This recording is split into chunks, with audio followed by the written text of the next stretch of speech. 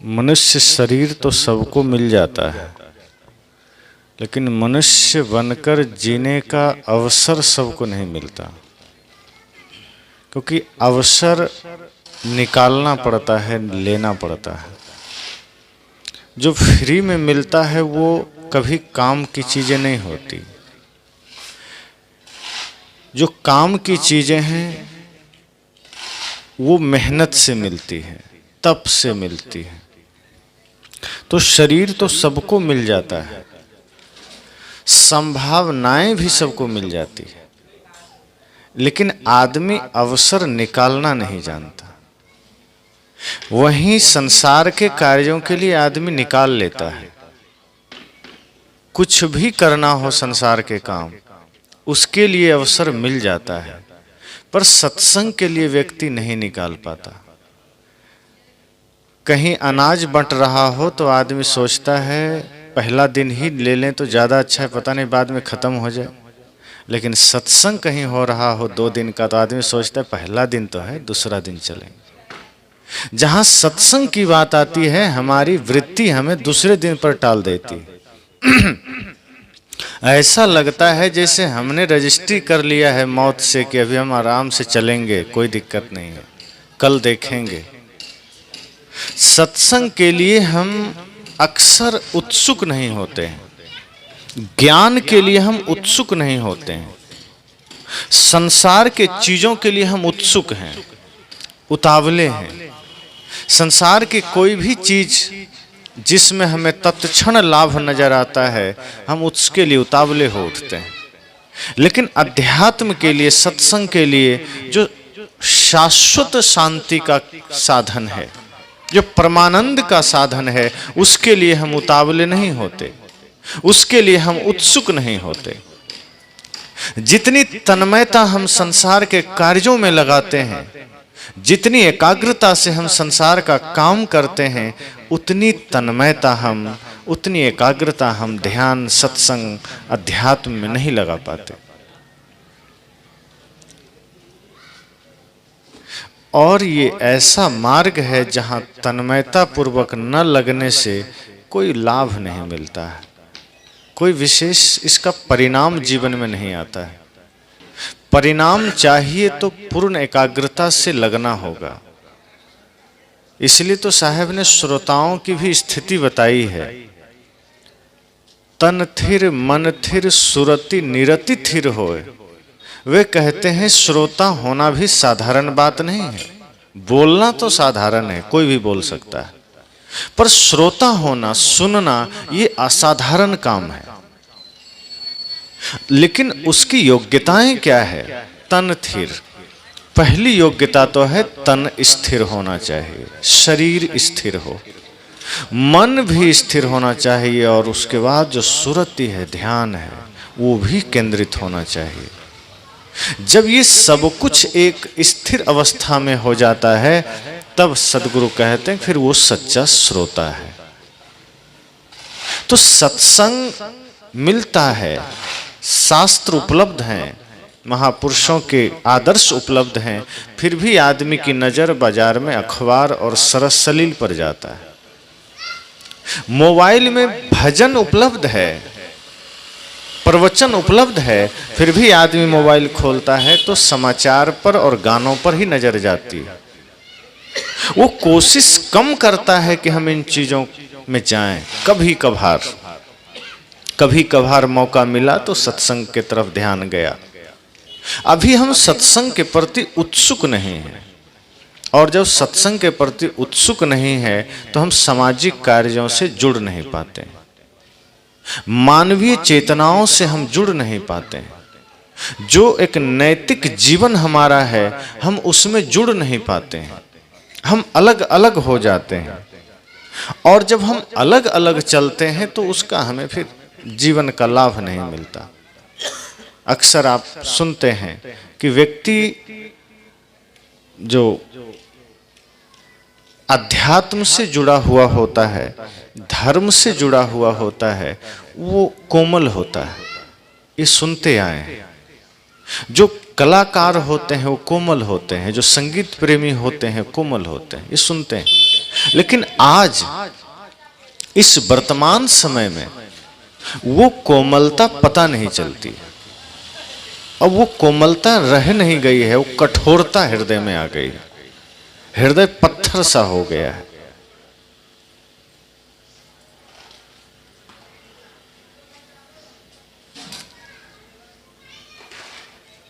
हृदय की कोमलता चली गई। सेवा, भक्ति, साधना, उपासना, अब इसकी बात नहीं होती। अब चार आदमी जब मिलते भी हैं तो इन चीज़ों पर ध्यान नहीं देते, वो बाहर की बातें करते हैं, राजनीतिक बातें करेंगे, घर परिवार की बातें करेंगे। पहले लोग मिलते थे, बैठते थे, ज्ञान चर्चा करते थे, आपस में मिल करके सत्संग की बात करते थे, इस प्रकृति के साथ जुड़ करके जीने की बात करते थे। आज व्यक्ति का जीवन अप्राकृतिक होता जा रहा है। आज व्यक्ति प्रकृति में नहीं जीता है, अब तो व्यक्ति विकृति में जीता है। पशु आज भी प्रकृति में जी रहा है। आदमी को तो संस्कृति में जीना था, वो प्रकृति में ही नहीं जी रहा है, विकृति में जी रहा है। तो आज हम जगत को अलग ही तरीके से देख रहे हैं। आज हर चीज में लाभ के सिवा हमें कुछ नजर नहीं आता। तात्कालिक लाभ, लंबे समय के लिए हमें लाभ मिल सके ऐसी कोई योजना हम नहीं बना पाते। संसार की वस्तुओं में लंबा लाभ नहीं है, तत्क्षण तत्कालिक लाभ है। अगर लंबे समय तक लाभ लेना है तो अपनी सेवा देनी पड़ेगी। हम प्रकृति से सब कुछ ले लेते हैं, हम देते कुछ नहीं। आदमी बल्कि शिकायत करता है कि हमें तो कुछ नहीं मिला, भगवान ने हमें कुछ नहीं दिया, भगवान ने हमें सब गरीब बना दिया, भिखारी बना दिया, हम बड़े अभागे हैं, हम बड़े दुर्भाग्यशाली हैं, भगवान ने कुछ नहीं दिया। और ये वही लोग हैं जो जीवन के प्रति बेहोश हैं, वो ये शब्द कहते हैं कि हमें कुछ नहीं मिला। अब सोचिए, श्वास हम ले रहे हैं, अगर इस श्वास लेने के भी कीमत चुकाने पड़ जाएं तो सोचिए क्या होगा। जो लोग बीमार होकर अस्पताल जाते हैं, वेंटिलेटर पर रहते हैं, उनको ऑक्सीजन के लिए भी पैसे चुकाने पड़ते हैं। हम स्वस्थ हैं, घूम रहे हैं, कहीं कोई पैसा नहीं चुकाना पड़ रहा है। सड़क पर चलने का पैसा लगने लगे।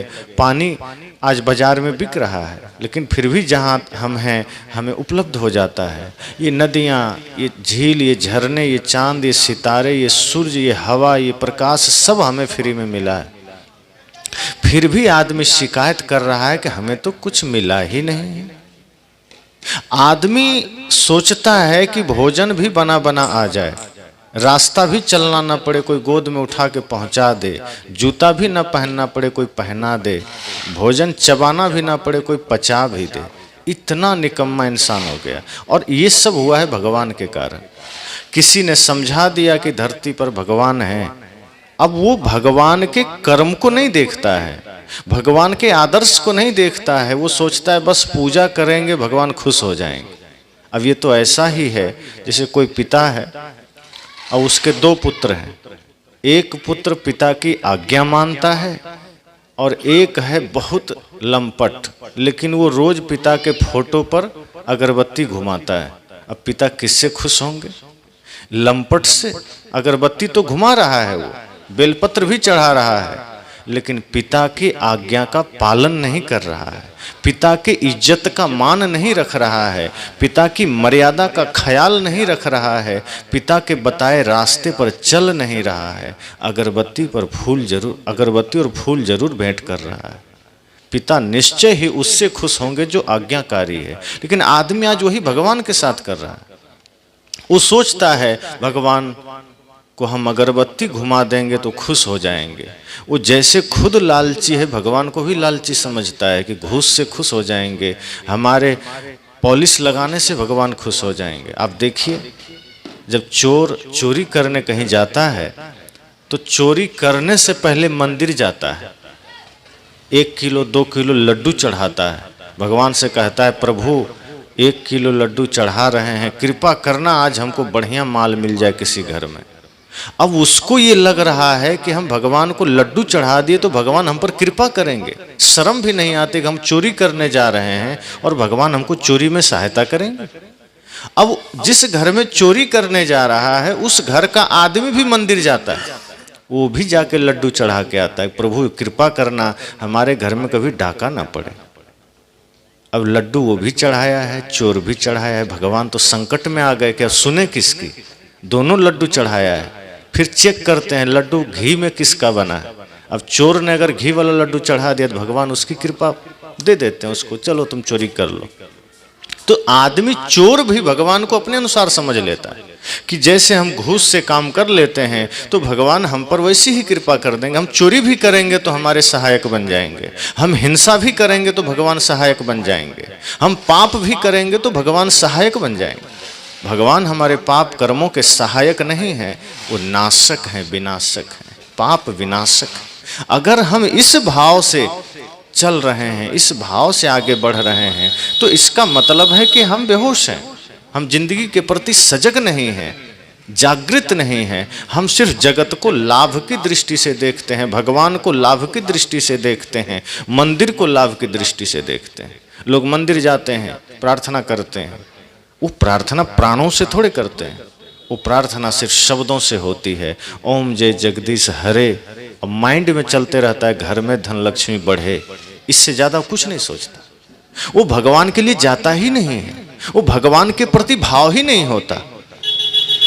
साहब ने कहा है ना, दुख में सुमिरन सब करे, सुख में करे न कोई। जो सुख में सुमिरन करे तो दुख काहे को हो। जब आदमी के जीवन में दुख या विपत्ति आती है तो गुरु भगवान मंदिर की याद आती है।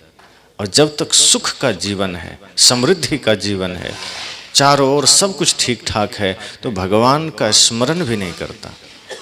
और करता भी है तो खुद से नहीं करता, नौकर से करवाता है कि जाओ मंदिर में पूजा कर लेना हमारी तरफ से। इतना घमंड में आदमी चलता है, अपने से नहीं करता। संसार का सारा काम खुद करता है, पर पूजा पाठ की भी बात आती है तो नौकर से करवाता है। तो जीवन के प्रति हम इतने बेहोश हैं, इतनी मूर्छा में हैं कि हम हर चीज को हम लाभ की दृष्टि से करते हैं, जागृत होकर नहीं करते हैं। न ध्यान हम उस भाव से करते हैं, न पूजा करते हैं, न मंदिर उस भाव से जाते हैं। और इन कारणों से जीवन में कभी कोई जागृति नहीं आती, हम जागते नहीं हैं। माता रानी का जागरण खूब चलता है, लेकिन हमारा जीवन जाग नहीं पाता, हम खुद ही नहीं जाग पाते। हम सोए होते हैं और जागरण बाहर करते हैं। बाहर का जागरण किसी काम का नहीं है, वो तो और दूसरों की नींद खराब करने वाला है। और अपना जो मोह नींद में सोए हैं, जब ये ज्ञान से हम जागृत हो जाएं, असली जागरण है।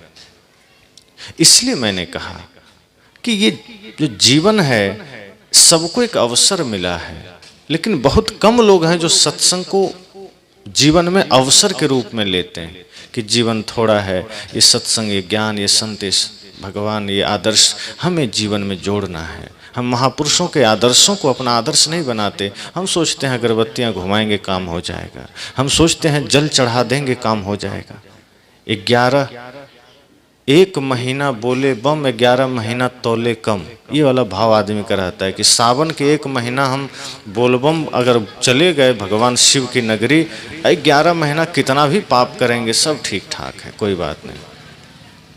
पहले कहावत सुनते थे ना, राम नाम लड्डू गोपाल नाम घी, हरि नाम मिश्री घोल घोल पी। अब आदमी ने इसको भी बदल दिया है, राम नाम लड्डू गोपाल नाम टी, हरि माने मुर्गी का अंडा फोड़ फोड़ पी। अब ये वाला फार्मूला आदमी शुरू किया है कि अब चाय तो चलेगी ही और अंडा भी चलेगा। अब तो लोग शाकाहारी मांसाहारी के चक्कर में पड़ रहा है कि अंडा तो शाकाहारी, जो मलमूत्र से निकल गया तो शाकाहारी हो जाएगा। आदमी की बुद्धि इतनी मारी गई है कि खाने की चीज़ों में भी विवेक नहीं लगाता कि क्या खाद्य है क्या अखाद्य है, अभक्ष खाए जा रहा है। जीवन को सिर्फ एक जुआ की भांति आदमी देख रहा है। और ऐसे ऐसे विचार भी हमारे सामने आ गए हैं कि हम जीवन को दिव्यता से झांकते ही नहीं हैं, परमानंद की दृष्टि से देखते ही नहीं हैं, पूरी सृष्टि को एक अहोभाव से देखते ही नहीं हैं। हम जहाँ देखते हैं आँखों में हमारा कहीं ना कहीं लोभ लालच होती है, और जब लालच की दृष्टि से हम संसार को देखते हैं तो कोई किसी में भगवान कहाँ दिखेंगे, फिर किसी में परमात्मा कहाँ दिखेंगे। फिर सदगुरु कबीर चाहे जितना कहें कि सब घट में रोसाइयाँ सुनी सेज न कोय, बलिहारी व घट की जागट प्रगट हो। साहब तो कहते हैं सब घट में परमात्मा बैठा है, और आदमी तो अपने भीतर भी झांकने को राजी नहीं। दूसरे को तो वो कुदृष्टि से देखेगा, दूसरे को तो वो लालच की दृष्टि से देखेगा कि सामने वाले ने घर हमसे बढ़िया कैसे बना लिया, हमारा घर बढ़िया होना चाहिए, उसकी गाड़ी हमसे बेहतर कैसे हो गई, उसका बेटा पहले नौकरी में कैसे चला गया। हमारे मन में ये कपट जाल चलता। और अगर हम मंदिर चले भी जाते हैं तो भगवान से प्रार्थना करते हैं, प्रभु कृपा करना हमारे बच्चे तो अच्छे पोस्ट पर चले जाएं, लेकिन थोड़ा कृपा करना पड़ोसी का बच्चा थोड़ा नीचे रहे। अब ऐसा लगता है जैसे भगवान सुन भी लेंगे उसकी बात, अब वो खुशी खुशी लौटता है। अब मंदिर में जाके पाप की बातें कर रहा है, मंदिर में जाके स्वार्थ की बातें कर रहा है। साहब कहते हैं नहीं, जीवन हमें मिला है और संभावनाएं सबको मिली है। हम यहाँ इस भाव से जिएं कि जैसे सब सुखी रहें, सबके प्रति सुख की कामना हो, सबके प्रति प्रेम का भाव हो, स्वार्थ ना हो। स्वार्थ हमारे लिए ही जहर है। हम सोचते हैं तत्क्षण हमें कुछ लाभ मिल जाता है, पर स्वार्थ हमारे लिए ही जहर है। और जहाँ हम निस्वार्थ भाव में होते हैं, पूरा संसार परिवार बन जाता है। तो प्रकृति तो हमें शिक्षा दे रही है कि जियो ऐसे जैसे सब दे के जियो, बिना दिए जीना ठीक नहीं। पेड़, नदियां, तालाब, सूरज, चांद, तारे, सब कुछ निस्वार्थ भाव से सब अपना प्रकाश, अपना शीतलता, अपना जल, अपना सब कुछ हमें दे रहे हैं, बदले में हमसे कुछ नहीं लेते। आपने गीत सुना होगा, मधुवन खुशबू देता है, सागर सावन देता है, जीना उसका जीना है, जो औरों को जीवन देता है। कहा जीवन तो उसका असल मायने में है जो दूसरों को जीवन देता है, जो दूसरों को सुख देता है। जो दूसरों का सुख छीनता है वो जीवन नहीं है। जो दूसरों को शांति प्रदान करता है, जो दूसरों का सहायक बनता है, जो देना जानता है, असली जीवन वही है। और देना सिर्फ धन का ही नहीं होता। हमें ये लगता है धन नहीं है तो हम क्या दे सकते हैं। देना सिर्फ धन का नहीं होता। एक बार एक आदमी सदगुरु कबीर के पास गया। उसने सदगुरु कबीर से कहा कि गुरुदेव, आपके नजर में धनी कौन है, आपके नजर में सम्राट कौन है। वो आदमी सोचा किसी सेठ साहूकार राजा का नाम लेंगे साहब। साहब ने कहा तुम किसको धनी मानते हो। उल्टा सवाल साहब ने किया। तो वर्तमान के कुछ राजाओं का नाम उसने गिना दिया। कहा ये धनी है। साहब ने कहा ये सब तो एक नंबर के भिखारी हैं। वो आदमी हैरान हुआ। कहा कैसे, आप तो उल्टी बात कर रहे हैं। हमारे नज़र क्या, संसार की नज़र में ये सबसे धनी आदमी है। और देखिए मैं जिस आदमी को लेके आया हूं बगल में, ये बहुत बड़े आदमी है। साहब ने कहा किस दृष्टि से, दिख तो तुम्हारे बराबर का रहा है, बड़ा कैसे। कहा वैसे नहीं, धन में बहुत बड़े हैं। कहा और क्या खासियत है। कहा इसके एक काम करने के लिए 10-10 नौकर है, अपना काम खुद नहीं करते। 10-10, 15-15 नौकर लगे हैं इनके पीछे। साहब ने कहा फिर तो ये धरती का सबसे निकम्मा आदमी है। बड़ा तो वो है जो 10-10 आदमी का काम अकेला करे, ये तो अकेला का काम 10 से करा रहा है। फिर ये बड़ा कैसे हुआ। और तुम जिसे सेठ कहते हो, साहूकार कहते हो, तुम जिसे सम्राट कहते हो, मेरे नजर में वो भिखारी से ज्यादा कुछ नहीं। सबके होश उड़ गए। कहा साहब आप कैसी बात कर रहे हैं। साहब ने कहा ये बताओ, तुम जिन्हें सम्राट कह रहे हो, तुम जिन्हें सेठ कह रहे हो, क्या उसकी मांग बंद हो गई, क्या उसने कुछ मांगना छोड़ दिया। कहा नहीं, वो मांगता है। कहा देखा है उसे कभी मंदिर जाते? कहा देखना, बड़े बड़े जो सेठ हैं उसको मंदिरों में देखना, प्रार्थनाएं सुनना उसकी प्रार्थनाओं में कोई प्राण नहीं होता है, उसके प्रार्थनाओं में कोई भाव नहीं होता है, उसके प्रार्थनाओं में सिर्फ मांग होती है। 10 फैक्ट्री है, भगवान ऐसी कृपा करना 5 और लग जाए, इतना सोना चांदी मेरे पास है, कृपा करना और डबल हो जाए, कृपा करना और फ्लैट खरीद सकें। इसके सिवा वो सेठ, वो साहूकार, वो सम्राट भगवान से कुछ नहीं मांगता। और इतना ध्यान रखना, जिसने अभी मांगना जारी रखा है वो भिक्षुक ही होता है, वो सम्राट नहीं हो सकता। लोगों के होश उड़ गए, कहा मांगने वाला सच में भिक्षुक ही तो होगा। और साहब ने कहा और ध्यान दो, जिसे तुम सम्राट कहते हो उससे बड़ा भिखारी इस धरती पर कोई नहीं है, और जिसे दुनिया भिखारी कहती है वो तो साधारण है, वो तो मंदिर के बाहर बैठकर बेचारा मांग रहा है कि थोड़ा पेट के लिए दे दो, थोड़ा सा दे दो। तुम उसे एक मुट्ठी भी नहीं देते ठीक से, 2-4 रुपए भी नहीं देते, वो तो थोड़ा सा मांग रहा है, लेकिन फिर भी उसे दुनिया ने भिखारी कहा। और जो अंदर जाके करोड़ों मांग रहा है तुम उसे सेठ कहते हो। जो बाहर भिक्षुक बैठा है, जो बाहर तुमसे मांग रहा है, वो सिर्फ पेट भरने के लिए मांग रहा है, और जिसे तुम सेठ कहते हो वो अंदर जाके पेटी भरने के लिए मांग रहा है।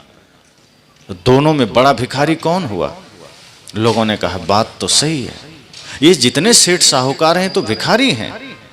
तब साहब ने कहा फिर बताओ, तुमने उसे धनी कैसे कहा? वो धनी नहीं है, वो बड़े गरीब लोग हैं। तो लोगों ने कहा फिर आपके नजर में सम्राट कौन है, आप ही बताइए। तब साहब ने कहा चाह गई चिंता मिटी, मनुआ बेपरवाह, जिनको कुछ नहीं चाहिए वो ही शाहंशाह। साहब ने कहा जिसकी चाह मिट गई, जो निश्चिंत हो गया, चिंता जिसकी मिट गई और जिसको कुछ भी नहीं चाहिए, मेरी नजर में वही सम्राट है। जिसने बल्कि देना जान लिया है, जो देना सीख गया है, जिसका नाम देने वालों की लिस्ट में आ गया है, वाकई वही सम्राट है। तब उस आदमी ने कहा गुरुदेव फिर तो हम सम्राट नहीं बन सकते। कहा क्यों? कहा हमारे पास तो उतना धन ही नहीं कि हम दे सकें। साहब ने कहा कि तुम फिर गलत समझ रहे हो, धन का देना ही कोई सम्राट होने का कारण थोड़े है, धन को देकर ही कोई सम्राट थोड़े बनता है। अगर तुम ये सोचते हो कि धन का दान करके ही हम सम्राट बनेंगे, फिर तो तुम्हारी दृष्टि बाहर की हो गई, अंदर कहां प्रवेश किए तुम। कहा फिर? कहा धन नहीं दे सकते नहीं है कोई बात नहीं, तुम लोगों को प्रेम तो दे सकते हो, तुम लोगों को ईमानदारी तो दे सकते हो, मीठे वचन तो दे सकते हो। साहब ने कहा धन तो कोई भी दे देता है, धन देना सरल है पर मीठे वचन देना कठिन है, प्रेम देना कठिन है। एक संत एक दरवाजे से गुजर रहे थे, घर में आवाज दिया कुछ भिक्षा दे दो। घर में कोई नहीं था, एक छोटी सी बच्ची थी 10 वर्ष की, वो बाहर निकली। उसने कहा गुरुदेव हमारे घर में तो कुछ भी नहीं है, हम क्या दे सकते हैं? संत ने कहा मना मत करो, हम तुम्हारे द्वार पर आए हैं, खाली हाथ मत जाने दो, कुछ तो दे दो। उस बच्ची ने कहा हम सच कह रहे हैं, माँ बाप कहीं बाहर गए हैं, माता पिता कहीं बाहर गए हैं, हम अकेले हैं, कुछ भी नहीं है मेरे पास। संत ने कहा तुम्हारे दरवाजे पर एक मिट्टी का टुकड़ा पड़ा है, वही उठा के मेरी झोली में डाल दो। तो संत के साथ जो उनका शिष्य था उसे लगा गुरुजी पागल तो नहीं हो, अन्य जगह अन्न मांगते थे, यहाँ मिट्टी का टुकड़ा मांग रहे हैं। अपनी कुटिया तो मिट्टी के ही बीच बसा हुआ है, कहाँ मिट्टी नहीं है, बहुत मिट्टी है, क्यों मांग रहे हैं? वो आश्चर्य में देख रहा है। और वो बच्ची मिट्टी का टुकड़ा उठाया, गुरुजी के पात्र में डाल दिया, चलने लगे। शिष्य ने कहा गुरुजी आप ठीक तो हैं? कहा क्यों, क्या हुआ? कहा नहीं मतलब स्वास्थ्य आपका कोई दिक्कत तो नहीं है, सिर में दर्द तो नहीं है, कहीं चोट उट तो नहीं लगी? कहा नहीं सब ठीक है। कहा फिर आप ये पागलपन क्यों कर रहे थे, मिट्टी क्यों मांग ली? वो लड़की कह रही है कुछ नहीं है, फिर आप मिट्टी मांग रहे हैं। संत ने कहा बात छोटी सी है पर समझने की है। आज उसके पास कुछ नहीं है, उसने मना कर दिया, और अगर मना करने की आदत बनी रही तो कल हो जाएगा, फिर भी मना करेगी, वो नहीं दे सकती। इसलिए मैंने सिर्फ देने का आदत डाला है कि खाली मत लौटाओ, कुछ दे दो, ताकि उसके संस्कार में देना बना रहे, ताकि कल हो भी जाए तो वो मना ना करे। इसलिए साहब ने कहा सिर्फ धन का ही देना नहीं होता, प्रेम भी तो दे सकते हैं, किसी की हाथों से सेवा भी तो कर सकते हैं, शरीर से समाज की सेवा भी तो कर सकते हैं। साहब ने कहा जिसने देना जान लिया है वही सम्राट है। जो देने वालों में है, चाहे वो प्रेम का ही दान क्यों नहीं करता। और सच तो यह है कि जिसके पास बाहरी संपत्ति है वो एक दिन गरीब हो जाएगा। जिस दिन शरीर से प्राण निकलेगा वो धन यहीं छूट जाएगा, वो तो गरीब ही हो जाएगा। लेकिन जिसने भक्ति, प्रेम, सत्य, अहिंसा की दौलत कमाई है वो कभी गरीब नहीं होगा, वो तो सदा अमीर रहेगा। बाहर की दौलत तो कभी भी साथ छोड़ सकती है, क्योंकि उसका संबंध शरीर से है और शरीर ही अस्थाई है।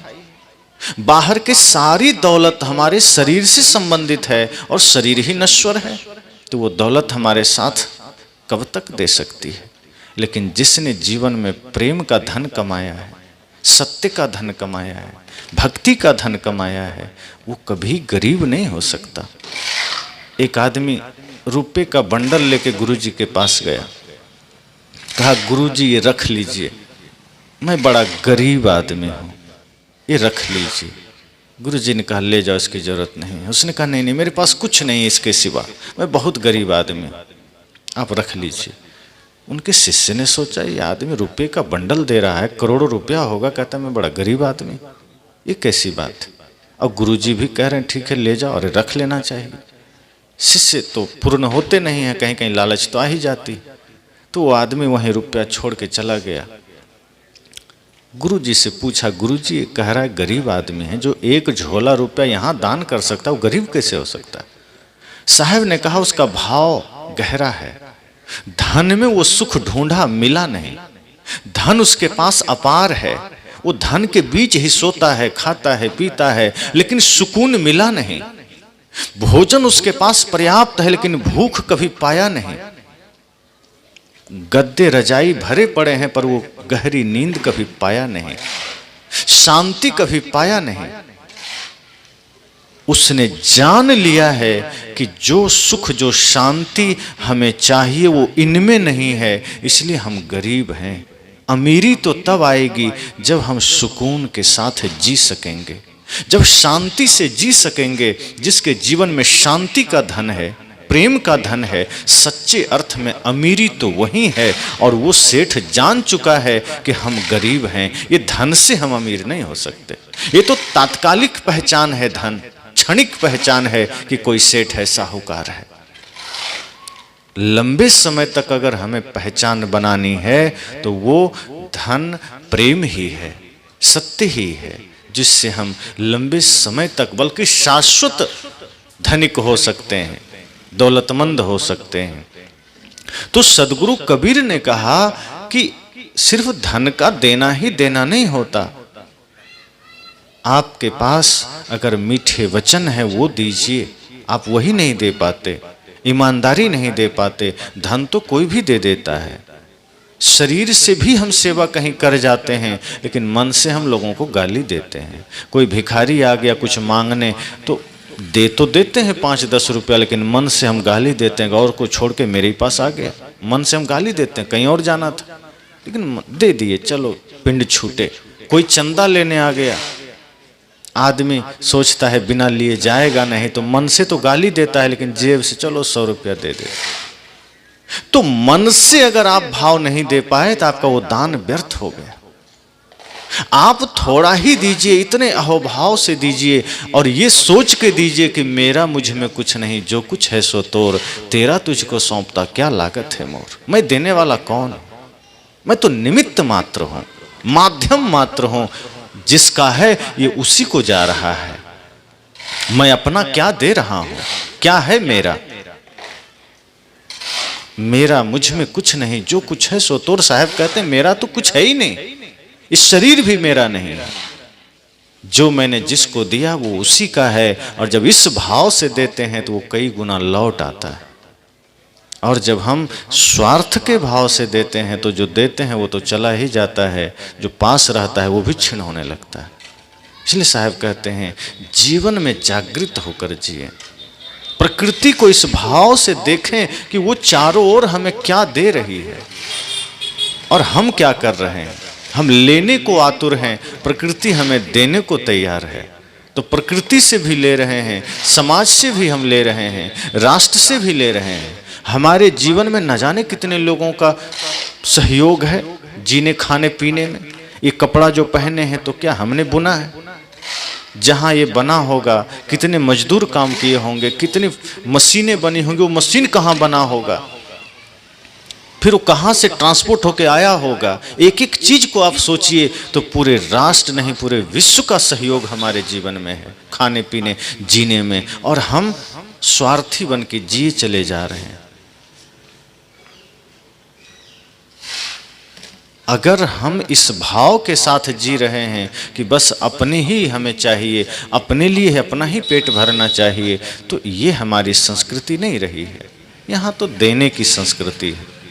एक भिक्षुक एक दिन सोचा कि रोज मैं भिक्षा मांगता हूँ, रोज खाता हूँ खत्म हो जाता है, एक दिन मैं राजा से मांगूंगा, दरबार में जाके राजा से मांगूंगा, सामान्य आदमी से तो ज्यादा ही दान मिलेगा।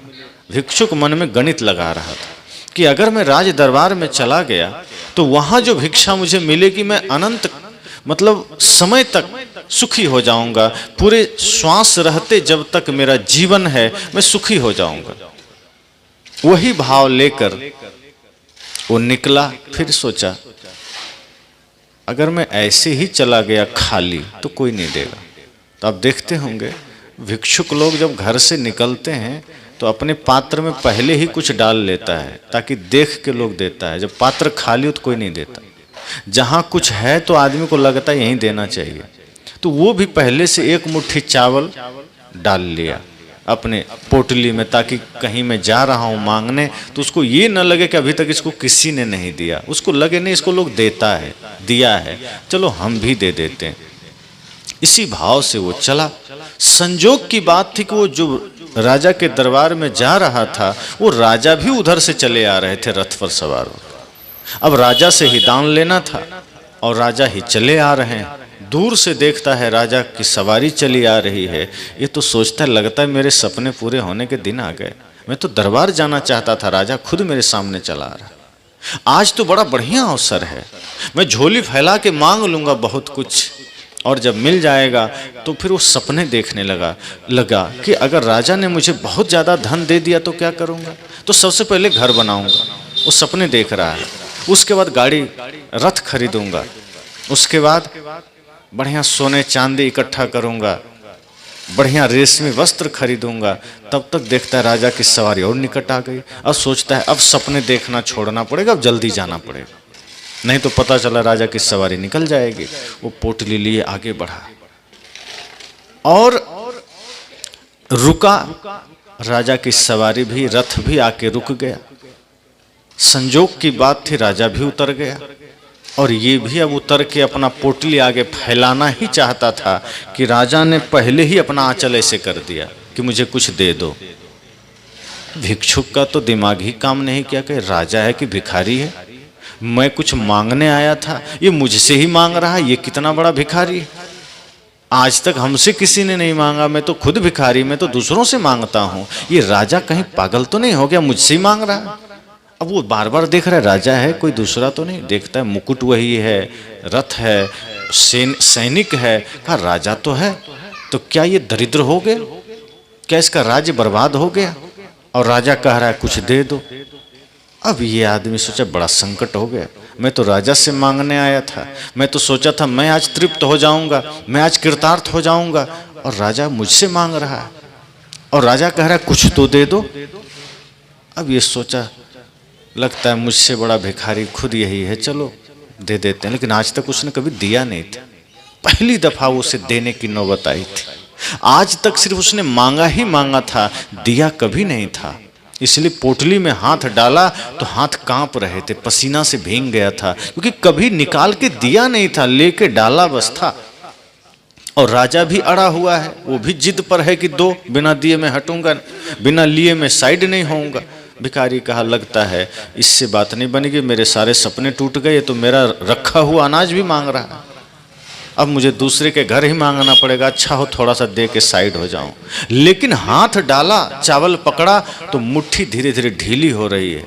वो सोच रहा है मैं कैसे दे दूं, कभी देना जाना ही नहीं था, कभी दिया ही नहीं था, लिया ही लिया था, मुट्ठी ढीली हो रही है, चावल गिरते चले जा रहे हैं।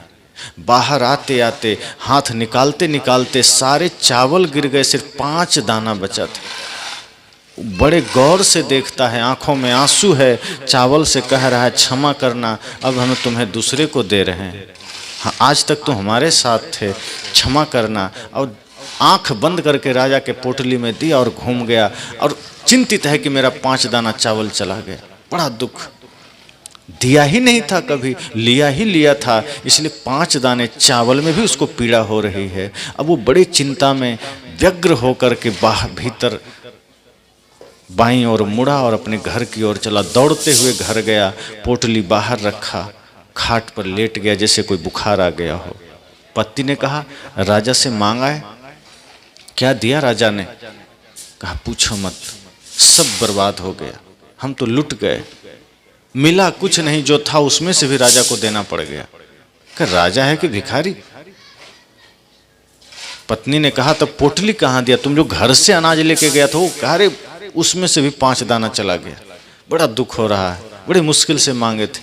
पत्नी ने कहा चलो ठीक है, तुम जो पोटली वापस लाए हो इसको हम वापस चावल रख लेते हैं, अब तैयारी करो कहीं और मांगने की। पर संजोग है पोटली खोला तो उसमें चावल के दाने, 5 बड़े बड़े दाने सोने के उसमें पड़े थे, 5 बड़े बड़े सोने के दाने। पत्नी कहती झूठ बोलते हो हमसे, राजा से तुम सोना मांग के लाए हो, हम गहना न बनवा लें, तुम झूठ बोलते हो। भिखारी ने कहा क्यों दिमाग खराब करते हो, 5 दाना चला गया है, मैं ऐसे ही टेंशन में हूँ, तुम मुझे सोने की बात करते हो, अरे चावल चला गया तुम सोने। कहा देखो तो इस तुम्हारे पोटली में 5 चावल जैसा ही दाना है, लेकिन सोने का है और बड़ा बड़ा है। भिखारी देखता है, उसकी आंखें फटी की फटी रह गई। कहा ये हुआ कैसे? तब उसे ध्यान आया, हमने जो 5 दाना उसको दिया था वही। उसको ध्यान आया, किसी संत ने कहा था जब हम दान करते हैं तो लौट के आता है। अब उसको ध्यान आया कि हमने 5 दाना दिया है, कहीं वही तो लौट के नहीं मुझे सोने के रूप में मिला है। अब वो रोने लगा, अब सिर पटक पटक के रोने लगा। पत्नी ने कहा अब क्या, अब तो खुश हो जाओ। कहा दुर्भाग्य है मेरा, मैंने पूरा पोटली क्यों नहीं दे दिया राजा को, मुझे तो पूरा चावल ही दे देना था। कहा जब तुम्हें ध्यान नहीं था तो 5 दाना भी देने में बुखार आ रहा था, और जब अब तुम्हें सोना दिख गया तो पूरी पोटली की बात करते हो। तुम तो दान में भी स्वार्थ देखते हो, तुम तो किसी को कुछ देते हो तो भी स्वार्थ देखते हो। और स्वार्थ हो सकता है ये कहानी में उसका दान से सोना मिल गया हो, लेकिन स्वार्थ से दिया गया अपने बेटे को भी जो सेवा हम देते हैं उसका बदले में कुछ नहीं मिलता। मंदिर में पूजा भी अगर हम स्वार्थ से करते हैं उसका कोई परिणाम नहीं मिलता। संत गुरु की सेवा करें, सत्संग करें, अगर लक्ष्य स्वार्थ है, भीतर स्वार्थ है, उसका कभी सार्थक परिणाम नहीं आता। इस धरती पर परिणाम अच्छे तभी आते हैं जब हम निस्वार्थ भाव से कदम बढ़ाते हैं, जब हम इस प्रकृति को परिवार समझ करके और हम जुड़ते हैं, जब हम प्रकृति के संरक्षण में खड़े होते हैं, जब समाज के परिवर्तन में खड़े होते हैं, जब हमारे द्वारा कुछ शुभ होता है और वो शुभता हमारे प्रेम भाव से होता है, बिना कोई कामना के। कोई भिक्षुक हो, कोई जरूरतमंद हो, कोई लाचार हो, कोई असहाय हो, उसकी सेवा हम जब करें, उसकी सहायता करें, कामना रत्ती भर भी नहीं हो, इस भाव से करें कि बस मैं एक निमित्त हूँ, मुझे एक अवसर मिला है कुछ देने का, कुछ सेवा करने का। सेवा में कोई कामना नहीं हो, किसी की भी सेवा हो, निस्वार्थ सेवा हो। आज सेवा सिखाए जाते हैं, जगह जगह सेवा करनी चाहिए, सेवा करनी चाहिए। आदमी सेवा भी दिखाने के लिए करता है। आप देखेंगे बहुत जगह कोई एक पौधा भी लगाया तो बैनर लगा के फोटो खिंचा के 10 जगह फोटो डालेंगे। पौधा भले एक ही लगा हो, कहीं किसी को दान दिया जा रहा है, किसी को एक केला भी दान दिया तो उसको 4 आदमी मिलकर एक केला को पकड़ता है, लो। अब एक केला देने में 4 आदमी की क्या जरूरत है, चुपचाप दो, निकलो। ऐसा लगता है 10-20 किलो केला दे रहा है। तो आदमी थोड़ा सा करता है, दिखाता ज्यादा है। संत कहते हैं बहुत करो दिखाओ कुछ भी नहीं। जिसको देखना है वो देख रहा है, जिसको जानना है वो जान रहा है, और जिसको दिखाना चाहते हो उसको कोई फर्क नहीं पड़ेगा। आप जिसको अपना दान दिखाना चाहते हैं उसको कोई फर्क नहीं पड़ेगा, क्षण भर का गुदगुदी होती है बस, अरे वो आदमी इतना किया, बस उससे ज्यादा कुछ नहीं। साहब कहते हैं कभी भी इस भाव से नहीं करिए। सेवा जबरदस्ती थोड़े होती है, सेवा तो भाव से होती है। संसार की ही सेवा हम करें, भाव से करें, भीतर से जागृत हुआ हो, जबरदस्ती सेवा नहीं होती। एक स्कूल में शिक्षक बता रहे थे बच्चों को सेवा करनी चाहिए, कुछ न कुछ सेवा जरूर करनी चाहिए। तो 2-3 बच्चे खड़े हुए, कहा गुरुजी समझे नहीं सेवा कैसी। कहा कभी सड़क में झाड़ू लगा दो, घर में झाड़ू लगा दो, कभी किसी बूढ़े को सड़क पार करा दो, कभी किसी को पानी पिला दो। यही छोटे छोटे बच्चों को सेवा बताया। कहा स्कूल आते हो यहाँ झाड़ू लगा दो। बच्चों ने कहा ठीक। दूसरे दिन सभी बच्चे आए, मास्टर ने कहा कल हमने कहा था सेवा कुछ करनी चाहिए, तुमने किया। 3 बच्चे खड़े हुए कहा हमने सेवा किया। क्या किया? एक ने कहा मैं आज एक बूढ़ी औरत को रास्ता पार कराया।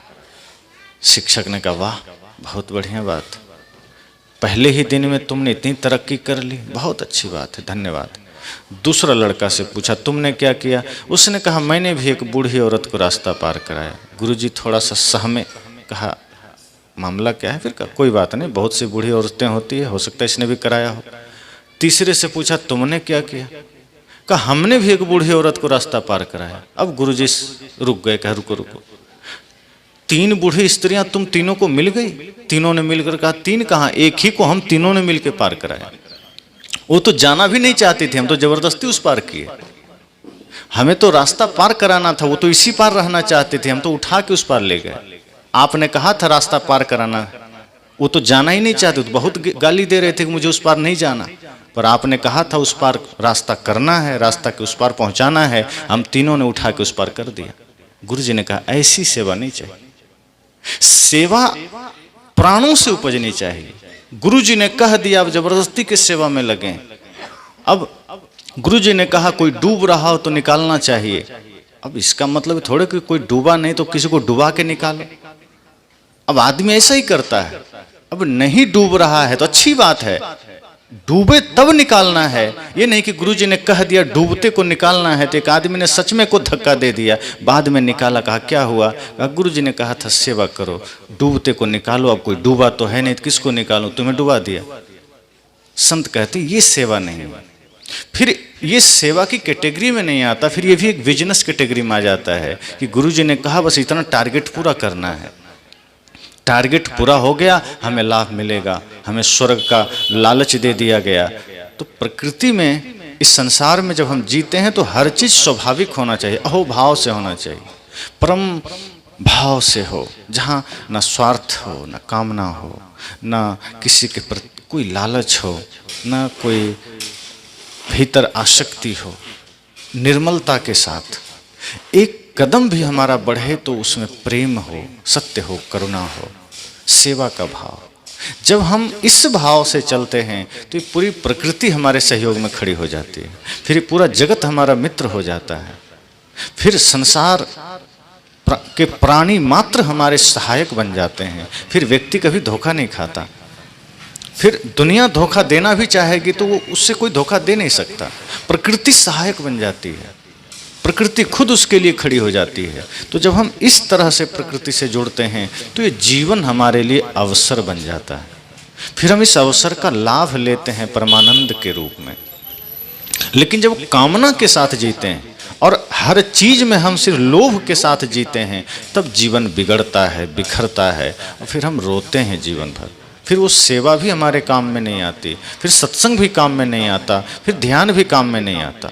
तो सेवा, सत्संग, ध्यान अगर काम में हम चाहते हैं कि इसका लाभ मुझे मिले, इसका परिणाम हमें मिले, तो सबसे पहले तो इसके प्रति स्वार्थ छोड़ दें।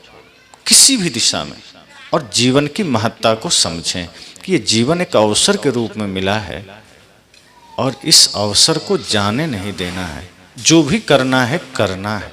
आज इस क्षण इस वक्त हमें जो समय, जो मोहलत मिला है, उस मोहलत का लाभ लेना है, संकल्पित होके जाना है, निश्चय करना है, प्रतिज्ञा करना है कि संकल्प हो हमारा, इंसान हम बनेंगे। इंसान बन गए तो भगवान भी बनेंगे। कुछ न कुछ जीवन में जब हम संकल्प लेते हैं तो हमारा मार्ग सरल होता है, फिर हमें सहायक होता है। जैसे गुरु जी कंठी देते हैं, तो कंठी क्या है? सत्य अहिंसा का प्रतीक है। अब कंठी पहन करके भी कोई चाह लेगा तो शराब पी सकता है, कंठी थोड़े रोकेगी कि तुम क्यों पी रहा है। लेकिन ये कंठी संकेत है। कोई आदमी कंठी पहना हो और वो झूठ बोलता है तो सामने वाला कहता है तुमको झूठ नहीं बोलना चाहिए, गले में माला है।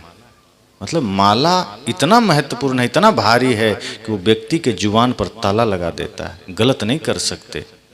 ऐसा नहीं कि कंठी हाथ पकड़ लेगा जाके, लेकिन कंठी एक भावनात्मक रूप से हमें रोकती है कि नहीं, तुम मुझे धारण किए हो और मैं कौन हूँ? मैं सत्य अहिंसा का प्रतीक हूँ, मैं गुरु के हाथों से दिया हुआ हूँ, मेरा महत्व समझो, मुझे गले में धारण करके गलत मत करो। कंठी संकेत करती है, हाथ नहीं पकड़ती, आपके भीतर के कामनाओं को रोकती है, आपके भीतर के विचारों को रोकती है कि रुको, ठहरो, गलत कर रहे हो। तो ये हमें सावधान करती है, संकेत है। और गुरुजी माला कब देते हैं? जब देख लेते हैं कि शिष्य में माला पहनने का गुण आ गया है। किसी को भी नहीं दे देते। जब देख लेते हैं कि व्यक्ति अब धर्म के मार्ग पर चलने का ट्रेनिंग ले चुका है, चलने को बढ़िया तत्पर हो चुका है। बहुत से गुरुजी हैं पहले ही माला दे देते हैं कि पहन लो, सब कल्याण होगा। अब कुछ शिष्य तो मर्यादा रख लेते हैं, कुछ फिर तोड़ करके मांस खा लेते हैं, फिर गुरुजी आते हैं फिर गले में पहन लेते हैं। वो माला को से दिखावे के लिए पहनते हैं। आप देखिए, पुलिस विभाग हो, सेना का विभाग हो, कहीं भी आप जाएंगे तो पहले ट्रेनिंग दी जाती है। वर्दी पहले नहीं दी जाती, वर्दी बाद में दी जाती है। अचानक कोई गया और वर्दी पहना देगा, क्या जानेगा? पहले कहीं भी ट्रेनिंग होती है, जब ट्रेनिंग में वो कंप्लीट हो जाता है, वर्दी तो बाद में बस एक पहचान के लिए दी जाती है कि हाँ अब ये पुलिस है। क्योंकि बिना वर्दी में पुलिस आ जाए तो आपको डर ही नहीं लगेगा, किसी को नहीं लगेगा। वो भले ही जान रहे हैं पुलिस है, लेकिन अगर वो वर्दी में नहीं है तो भय होता ही नहीं है। लेकिन वो पुलिस नहीं भी है, नकली पुलिस वर्दी में आ जाए तो आदमी कांपने लगता है। जो चोर प्रवृत्ति का आदमी, अच्छा आदमी भी कांपने लगता है, पता नहीं क्या कह देगा, क्या बोलेगा। इसलिए कंठी जब हम पहनते हैं तो ये हमें सांकेतिक रूप से रोकती है। तो इसीलिए सत्संग, भक्ति, प्रेम, इन्हीं भावों से हम धारण कर सकते हैं, इन्हीं निस्वार्थ भावों से, कामना रहित भावों से, जहाँ कोई कामना ना हो, जहाँ कोई स्वार्थ ना हो। तो ये पूरा जगत हमारा सहायक बन सकता है, ये पूरे जगत के लिए हम सहायक हो सकते हैं। इसी भाव से ये प्रकृति हमें देती है, उसी भाव से हम भी जगत को दें। यही भाव करते करते हम यात्रा करें इस जीवन की, जहाँ आप पाएंगे कि चारों ओर शुभ का ही दर्शन होगा। तो इस सत्र में सद्गुरु कबीर को स्मरण करते हुए इसी भाव के साथ कि हम सब भी जीवन में जो अवसर मिला है, जो समय मिला है, उसका सदुपयोग करें। उस अवसर को गंवाएं नहीं। हम तो अवसर गंवाते चले जाते हैं, क्षण भर का भी अवसर मिलता है उसको खो देते हैं। संसार के कार्यों के लिए तो अवसर न मिले तो बना लेते हैं, लेकिन अध्यात्म के लिए, धर्म के लिए, परमानंद के लिए, मोक्ष के लिए अवसर सामने रहता है, हम उसको नज़रअंदाज कर देते हैं। संसार के लिए अध्यात्म को ठुकराना नहीं है, अध्यात्म कोई बोझ नहीं है, ये तो जीवन दर्शन है, ये तो स्थिति है। बाहर की चीज़ों को धारण करने के लिए कुछ हो सकता है खाली करना पड़ेगा। जैसे मोबाइल में आप कुछ भरते जाएं तो मोबाइल की मेमोरी फुल हो जाती है, दूसरा चीज़ भरने के लिए मिटाना पड़ेगा। उसी तरह संसार की भौतिक उपलब्धियों को, भौतिक चीज़ों को, वस्तुओं को लादने के लिए आपको हो सकता है घर खाली करना पड़े, हो सकता है नया घर बनाना पड़े। पर अध्यात्म तो ऐसा है जो इतना विराट होते हुए भी, इतना परमानंद की जो विशालता है होते हुए भी, जब हम उसे धारण करते हैं तो हमें भी विराट बना देता है। वो हमें ये नहीं कहता कि हमें स्वीकार करने के लिए आपको रुकने की जरूरत है, सत्संग के लिए आपको ठहरने की जरूरत है। सत्संग तो कहता है चलते फिरते मुझे धारण कर लो, फिर हम तो आपके जीवन को प्रकाशित कर देंगे। धर्म कहता है, अध्यात्म कहता है कि आप मुझे धारण कर लो, हम अपने जैसा विराट बना देंगे, क्योंकि धर्म का अर्थ ही है जो धारण करने योग्य है। और जब हम धारण कर लेते हैं प्रेम को, सत्य को, करुणा को, तो वो हमें विराट बनाता है। संसार हमें क्षुद्र बनाता है, छोटा बनाता है। स्वार्थ, आसक्ति, कामना हमें संक्षिप्त करता है, लेकिन धर्म हमें विशाल बनाता है। इसलिए संत कहते हैं जब हम धर्म को जीवन में धारण करते हैं तो हम भी विराट हो जाते हैं। फिर एक प्रकृति का हम एक अटूट हिस्सा बन जाते हैं, सहायक बन जाते हैं। इसी भाव के साथ कि हम भी संपूर्ण जगत का सहायक बन सकें, इस जगत के खूबसूरती का हिस्सा बन सकें, जगत के कल्याण का रास्ता हम भी कुछ दे सकें, प्रदान कर सकें। चूँकि मैंने पहले ही कहा कि ये संसार एक दूसरे से जॉइंट है, खुला नहीं है। सब कहीं ना कहीं संपूर्ण सृष्टि एक दूसरे से बंधा है, सब एक दूसरे को ले दे रहे हैं। और जब हम रुक जाते हैं तो हम उस प्राकृतिक हिस्सा से अपने को अलग कर लेते हैं, फिर हम विकृति का कारण बनते हैं, फिर प्रकृति में विनाश लीला शुरू होती है। आज इंसान प्रकृति से टूटता जा रहा है, और जितना अधिक प्रकृति से आदमी टूटा है, उस तरह से प्रकृति अपना संतुलन बनाने के लिए इस धरती पर आंधी, तूफान, भूकंप, कोरोना जैसे महामारी, तो सुनामी, तो भूखा सूखा सब ला रही है, क्योंकि वो अपना संतुलन तो बनाएगी। और आदमी जब प्रकृति से कटते जाएगा तो प्रकृति असंतुलित होगी। तो हमें प्रकृति से कटकर नहीं, उसका हिस्सा बनकर जीना है, शुद्ध रूप में जीना है। यही सत्संग का सही प्रयोजन होगा, यही ध्यान का प्रयोजन होगा। सत्संग का प्रयोजन मनोरंजन नहीं है, सत्संग का प्रयोजन परमानंद है, और वो इन्हीं मार्गों पर चलकर पाया जा सकता है। इस मार्ग से विपरीत तो कोई उपाय ही नहीं है। इसलिए मैंने कहा इसी मार्ग को हम अनुसरण करें, क्योंकि सत्संग हमें कहा ना अलग से समय नहीं मांगता कि हमारे लिए अलग से समय चाहिए। सत्संग तो ऐसा है जैसे श्वास, सोते जागते, उठते बैठते, खाते पीते, बाजार, खेत, खलिहान, हम जहाँ होते हैं श्वास आती जाती है। सत्संग भी कहता है मेरे लिए अलग से समय नहीं चाहिए, बस मुझे स्वीकार कर लो। आप किसी अवस्था में हैं, मुझे अपने दिल में धारण कर लो, मैं आपको कभी गलत होने नहीं दूंगा। धर्म कहता है मुझे धारण कर लो, मैं आपको कभी गलत मार्ग पर जाने नहीं दूंगा, आपके मस्तिष्क में गलत चिंतन आने नहीं दूंगा, आपके जीवन को मैं खूबसूरत बनाने में सहायक बनूंगा। और धर्म से जो खूबसूरती आएगी, अध्यात्म से जो खूबसूरती आएगी, वो शाश्वत होगी, वो शरीर के मिटने से भी नहीं मिटेगी, वो धन के छूटने से भी नहीं मिटेगी, वो पद प्रतिष्ठा के हटने से भी नहीं मिटेगी। तो ऐसी खूबसूरती हो जो युगों युगों तक बनी रहे, यही मंगल कामना करते वाणी को विराम देता हूँ।